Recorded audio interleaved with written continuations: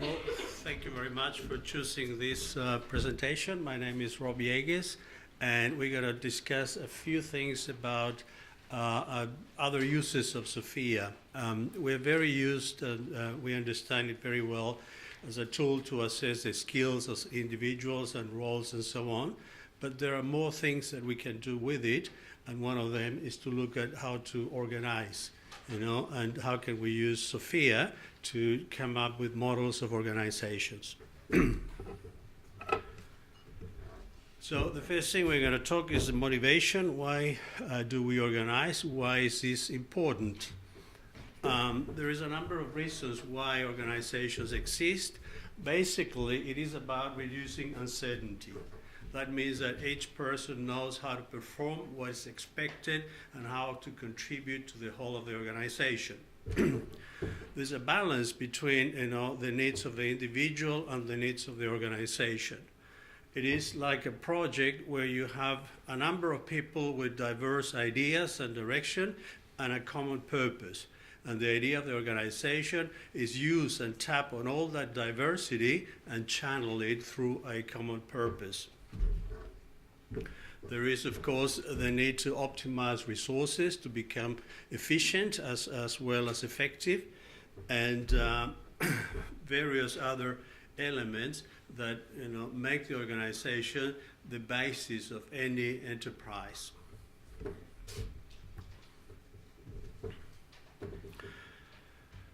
The building blocks of the organization at a very high level, we start with a purpose. The organization has a reason to exist, and that defines everything else.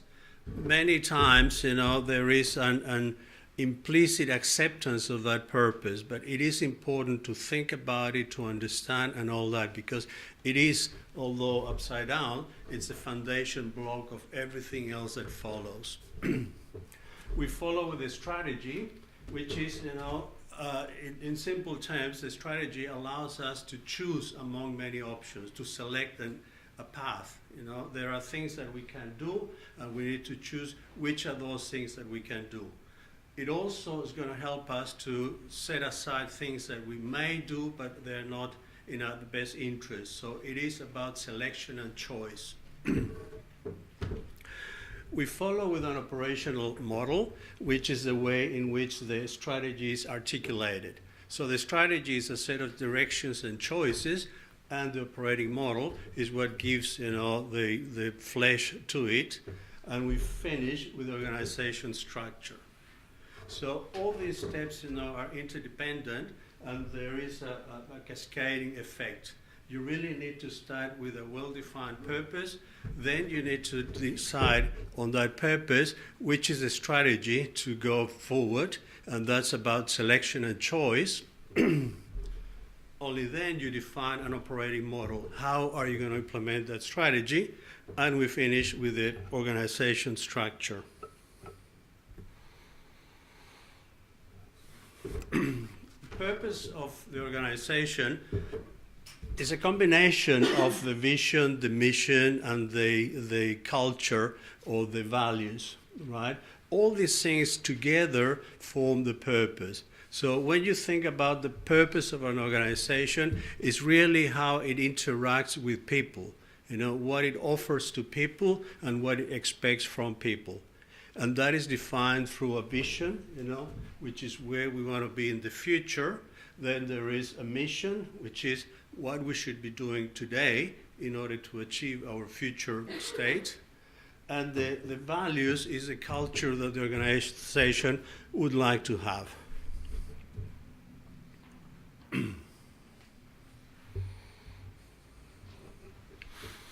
There are a number of levels of strategy. We can talk about the overall business strategy, which has to do with the markets and the products the organization wants to go, and that applies to commercial or non-profit or any organization. Even a family, can be thought as an organization, and it should define all these levels. Once the markets and products, the space where the organization is going to operate, the next strategy to define or level is the operational strategy, which is what technologies, what processes, how do we implement this business strategy. Many other ways of thinking, putting this together, but to me, sustainability is another key element of strategy. It was mentioned this morning, I think Simon talked about the lack of thinking on sustainability in IT. And it is important because you not only have to create an organization, but to sustain, to keep it going through change and through various other circumstances. So that is a fundamental part, in my view, of strategy. And it is about defining choices, but also defining exclusions.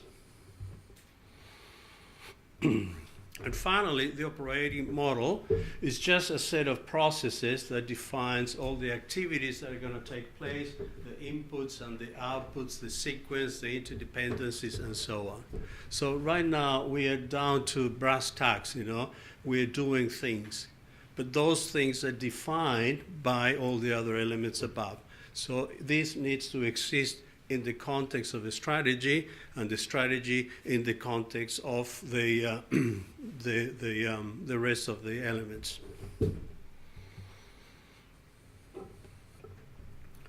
When we have defined and we understand all the processes and functions that are required to support the strategy and the vision and so on, we need to organize and give it some structure. So we start with an operating model, we define processes, we go to roles, we can create job descriptions. This is the place where we find a lot of application for Sofia, defining those roles, grouping them into the job descriptions and so on. But there's another section, another area where Sofia is very useful, which is in the organization structure, which is how to group these roles, how to group these functions, and how to optimize that process. And we're going to see that in the organization structure, when we define a structure and a way to grouping these, there will be additional roles defined. So this is a process you need to go a number of times until everything comes to place.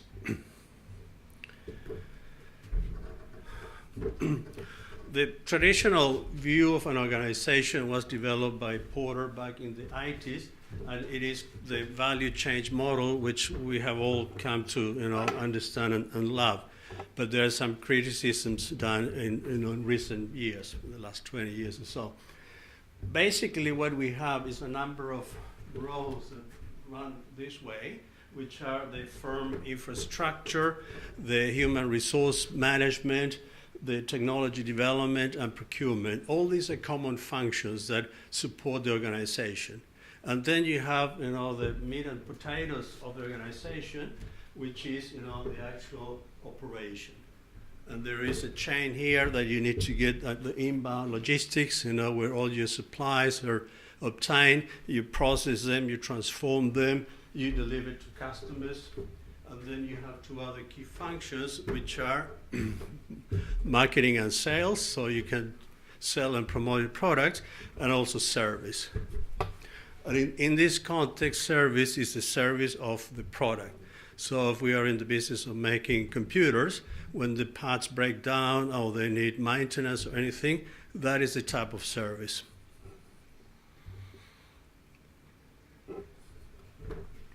Another model, and this is work that emerged from criticism because the previous model applies very well and it's very clear in manufacturing. We're making computers, we're making washing machines, cars, anything like that. It's very clear. We have an input, we have materials, we process those, we create a product, we ship to customers and so on.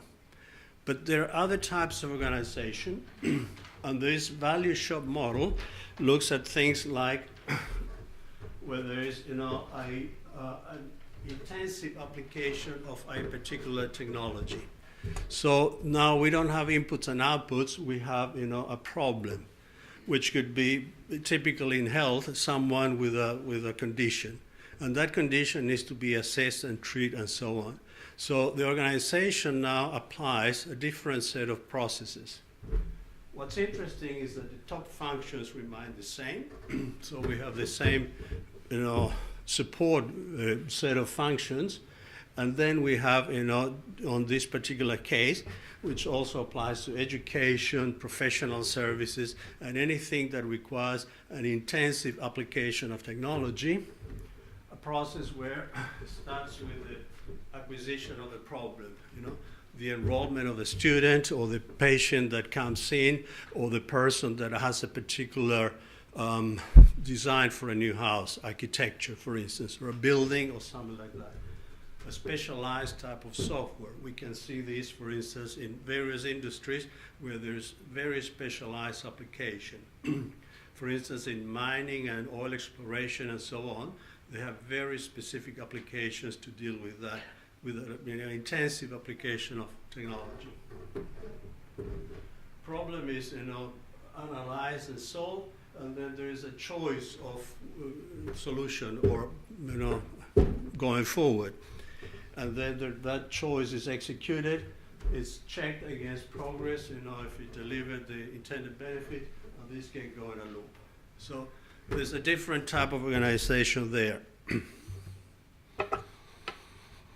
And finally, one that applies very much to the IT world that we know is in the services industry, and this one is called the value network model.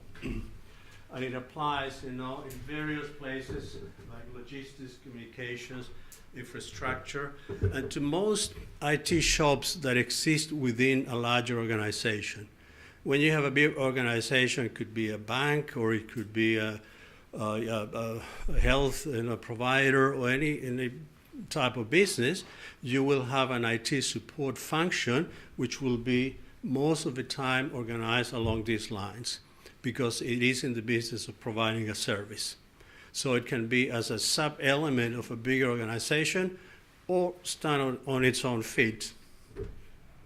And again, we have the top elements, as in any organization, but now we have some interlocking, sections. So there is the network promotion and contract management, which is the management of the services and service level agreements and so on. Then there is the actual provisioning of that service, and there is the support of that provision, which is the infrastructure.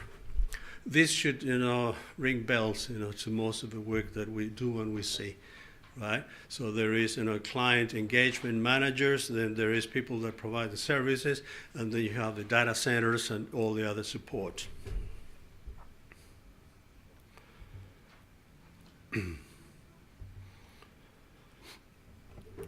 One of the issues that we encounter when building and design organizations is the problem of accountability and authority.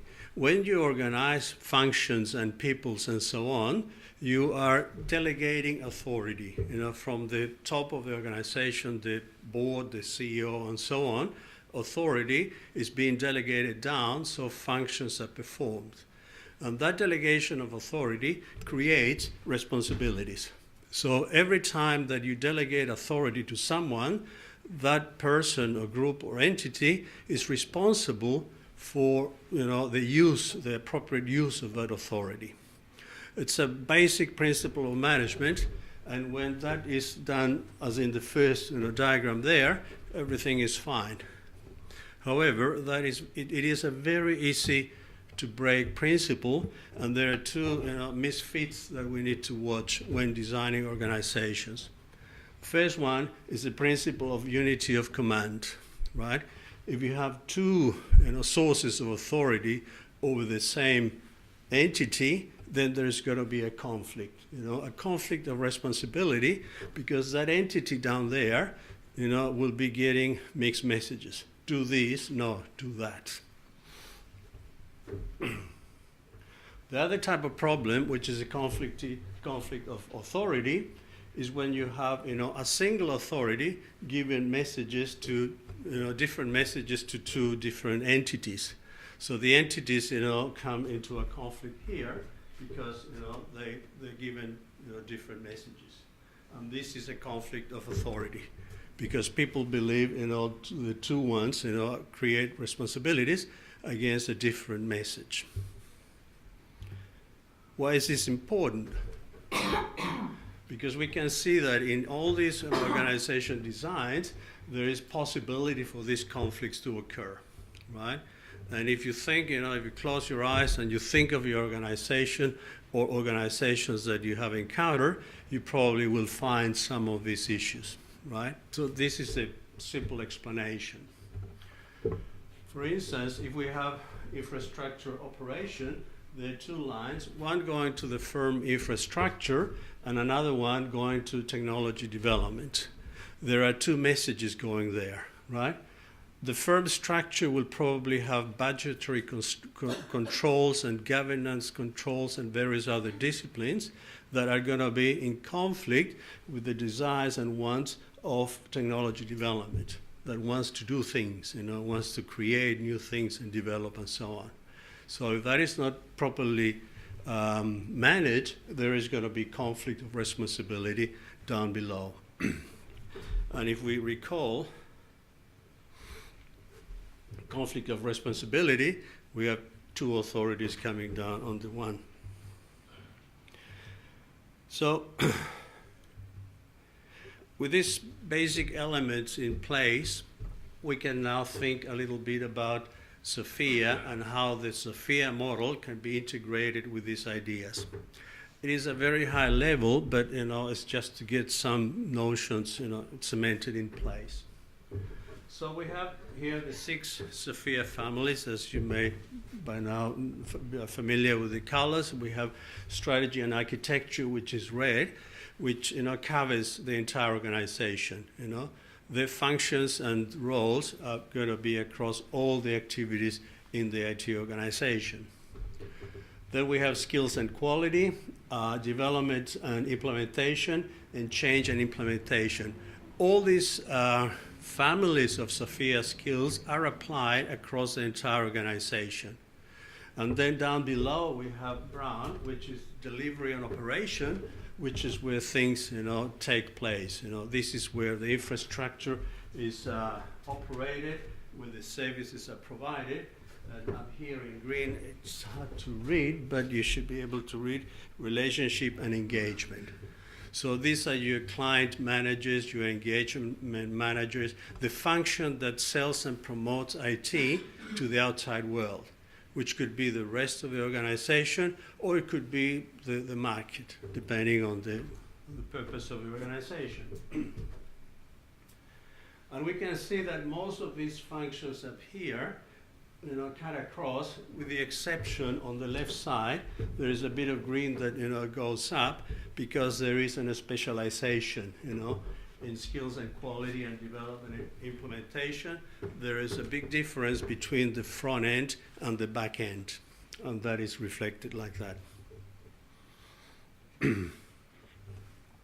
So this is a model, and now we can have a look at a couple of case studies and see how this can be applied and what is the effect that it has on real organizations.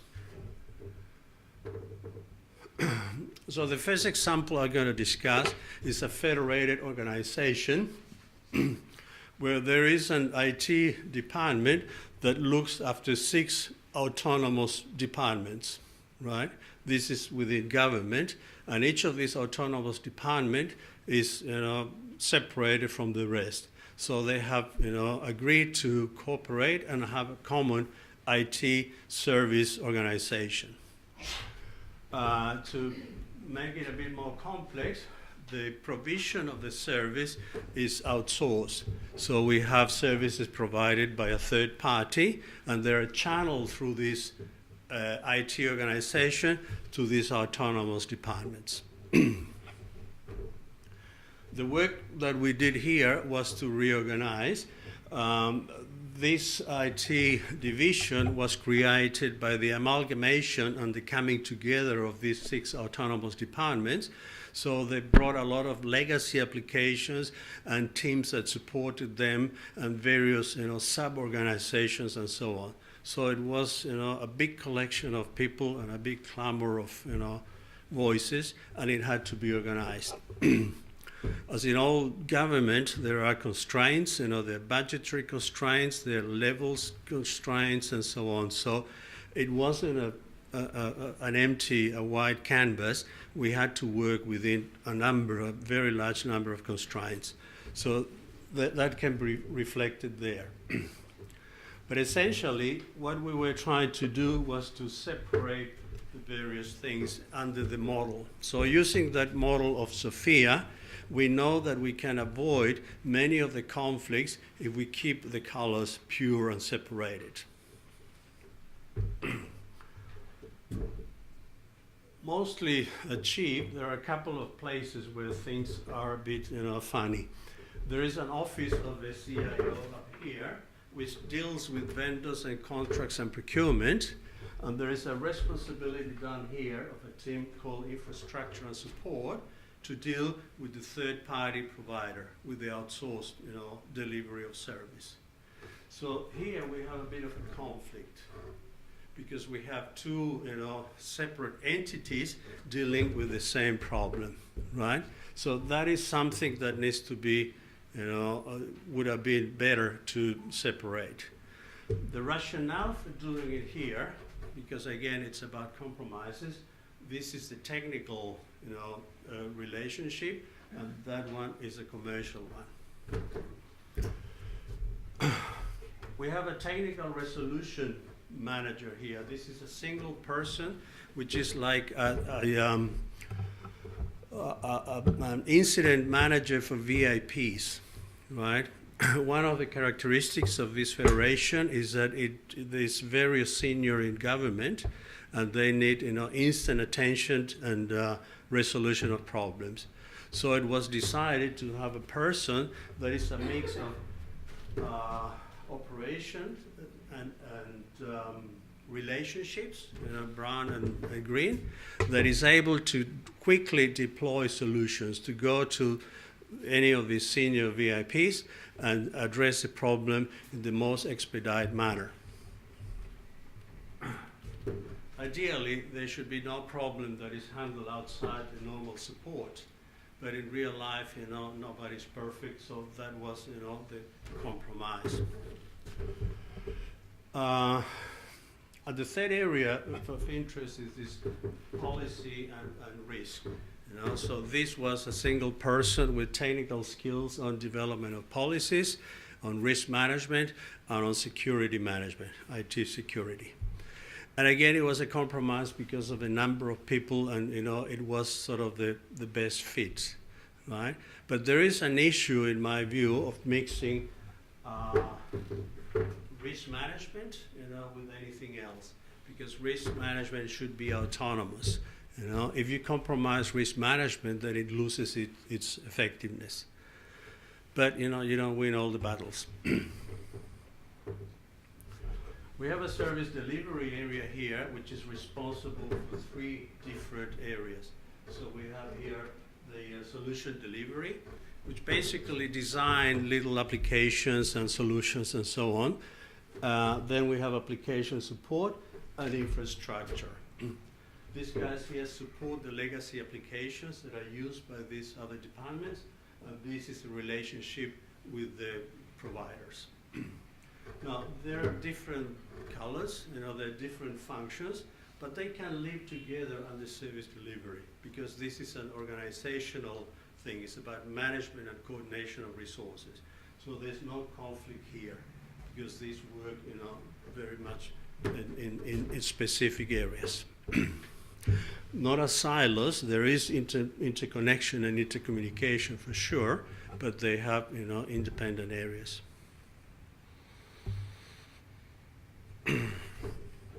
So going back to the observations that we made, the office of the CIO, it had procurement and also some other administrative tasks. That's why it's sort of hashed, green and white, because it does other things, but that's fine.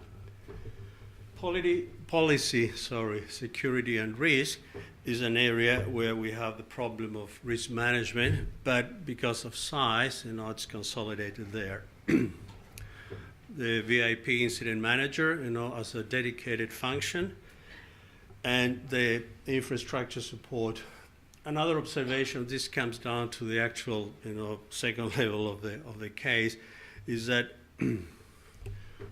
This group here is very technical, and in this particular example came from having their own data centers, having their own hands on the various technologies. And now their role is changing to be the controllers and supervisors and coordinators of an external party. So in terms of skills, the individuals and skills development, they need to change, their mindset from the applications support, brown, to the relationship management, green. So that is a challenge to get those people transition from their old roles into the new roles. That's the traditional Sofia assessment and so on.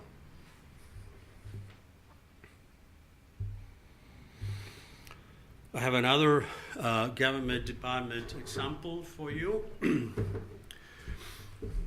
This department has 1,500 delivery locations. It's a very complex infrastructure, it's everywhere. And they have an organization which looks pretty much like this. There are three main areas, which is application services, project services, and IT services, and then two staff functions which deal with policy and resources and risk and compliance. The bulk of the work is on IT services, which is the support of this huge network of clients, and it's partly supported by application services. They don't develop their applications at all, so there is just a confusion. Maybe it came from legacy or something like that, but there is some support of applications on that application services, and there are support activities here which are more to do with hardware, right? But it is a funny way of splitting. And project services is an interesting one because we have a clearly defined PMO and program managers and project managers and so on. That's very clear. That's project services domain. But it also has strategic planning and solution architecture as two functions there. And again, we can see that this, is a bit, convoluted. There's not necessarily conflict between these two, because as we saw before, this is just an organizational, trick. These people report to the same boss, just to have, a consolidated top layer. But, in terms of the attention and the dedication that this, senior role can provide to these rather, disjunct functions is an interesting question. There is a lot of overlap between this policy and resources function and this capability development function here. They compete for the same space. Organization dynamics, politics, history, for whatever reason that is like that. But that creates conflict because those two people believe that they are tasked with the same things, right? And if they don't learn to work and cooperate, there are going to be problems. Even if they work together very well, there is going to be some level of inefficiency in that. So that is something that should be considered. And again, we have this role here, the Service Management Office, which is a mixture of operations and a mixture of green, which is relationship and procurement and third parties and so on. So some of the observations, as we covered, is the duplication of functions in a number of places. There's some conflict of interest, between functions, and there is a split delivery of operations that is happening in various areas, and unclear responsibility to staff in the end. A proposed way, which is not the best way, but it's a way to clearing things and try to put the model in perspective, would be to realign and clean these functions, right? Make policy and resources, a focus area dedicated to that, you know. They have a large number of staff, so policy and resources is a key function, and it should be given the attention and the focus it deserves. It is contaminated now with many other functions. We saw procurement and relationships everywhere. It could be centralized. Now, the location of that function, again, it could be anywhere, but it would make sense to put it together with project services, because most of the interventions with the outside world are going to come through projects. You know, new implementations, maintenance, outsourcing, everything like that. So that is a good home for that particular function. Could have been anywhere else, but I think there's more synergy here than anywhere else. The application services, you know, function which is its operations and various other things is probably a legacy function. That would be a good place to reinvent the organization and refocus it on strategic planning and solution architecture, which is look at about the future and the sustainability of this organization.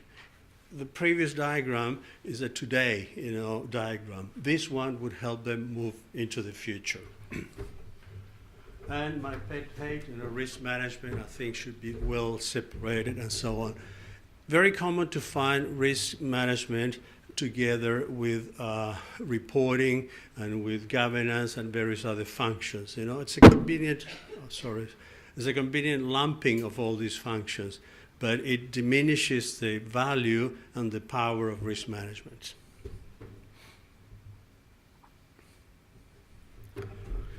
So, in conclusion, a few points to take away. The organization purpose, you know, defines why the organization exists, you know, and how should it be configured.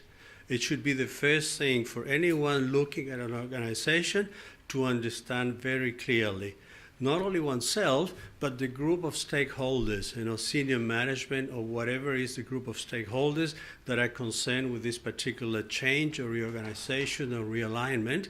There should be a common understanding of purpose. And purpose is more than just the vision or the mission or the values. It's a combination of all that. It's a different thing.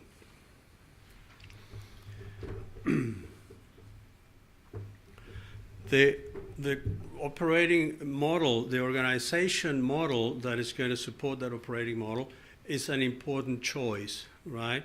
You should give some thought to it. You know, there's a classic, you know, value chain, but there are alternatives. So we spoke about two other alternatives, 3 different models, but that's not the end of it. There are many other, you know, variants and so on. What I wanted to do with this is to open your mind to other possibilities. Particularly one that you're going to see a lot is that service model, right? The network, because that's the value network model. Because that is one that is seen a lot, is part of the IT world, and is part of any modern organization that provides IT services. The operating model is the foundation of the organization structure. So we saw on those 2 triangles how we develop and come to, you know, through a process of understanding and definition to creating that operating model. The operating model will contain all the processes that the organization needs to accomplish its objectives and strategy and so on. Now, the operating model is the place where you would, you know, use Sofia to define roles, to define job descriptions, and so on. So you would have a very clear definition of roles and responsibilities allocated to individuals in functions and so on. The next step from that is how to put those pieces together, and that's where the organization structure comes. Now, you may have done a terrific job, you know, by identifying individual resources and getting the best, you know, fit between individual skills and the skills required by the jobs, have unique jobs, everything working optimally. But if you don't put them together, you're going to end up with those types of conflict that we saw there. You know, we're going to have mixed colors, and those mixed colors are a sure indication of problems. There's going to be conflict, there's going to be duplication, overlaps, and all sort of difficulties. So the final thing that you can do, and again, Sofia is going to give you a very clear perspective, is try to keep those colors separated. Now, there's no definite rule on how you should put them and organize them. That depends on too many variables. But the rule that I can leave with you is that you should try to keep those pure and separate. Which is coming to the end. So thanks for your attention, and I hope you like my Sofia colors there.